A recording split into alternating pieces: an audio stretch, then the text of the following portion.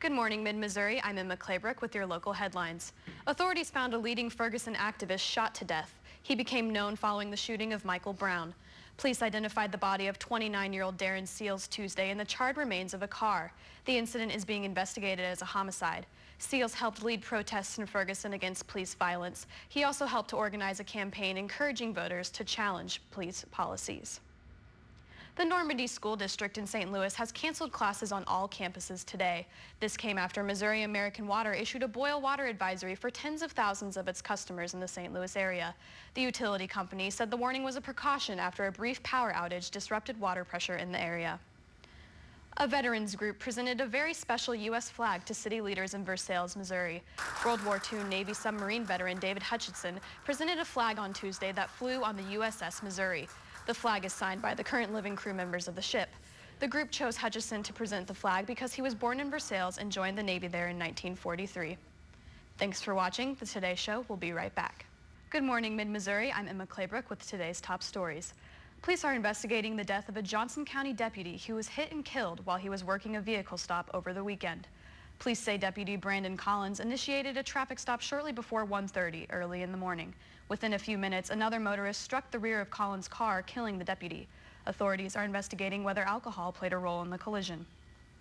State universities in Missouri might be capitalizing on a loophole that allows them to raise additional fees, but it's unclear what the fees actually are. State Auditor Nicole Galloway reports a loophole in the Higher Education Student Funding Act might be the reason supplemental fees have increased 25% since 2005. The act says tuition includes required fees, but not those voted on by students, schools' governing boards, or extra fees associated with the course. If they were going to add something, it'd be more helpful if it was broken down a little bit more. When KOMU reached out to the University of Missouri, the spokesperson told us he did not have time to explain what these fees are for MU students. Good morning, Mid-Missouri. I'm Emma Claybrook with a look at today's top stories. One person is dead and 2 others injured after a shooting at a Walmart in Shawnee, Kansas. A woman was putting her baby in a car around 1:30 p.m. yesterday when 2 suspects approached and hit her in the back of the head with an unknown object.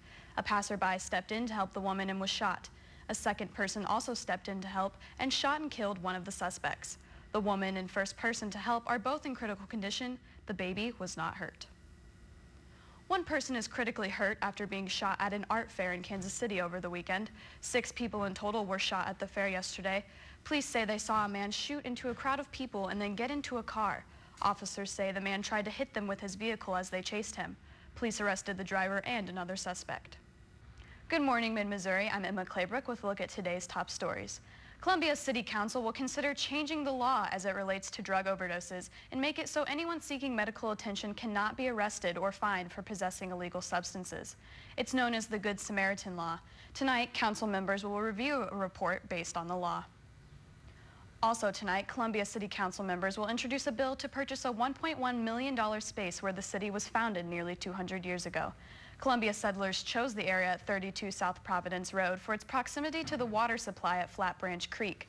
Now, Mayor Brian Treese says it's time to consider saving the sacred space. An update on a St. Louis County officer paralyzed in a shooting in July.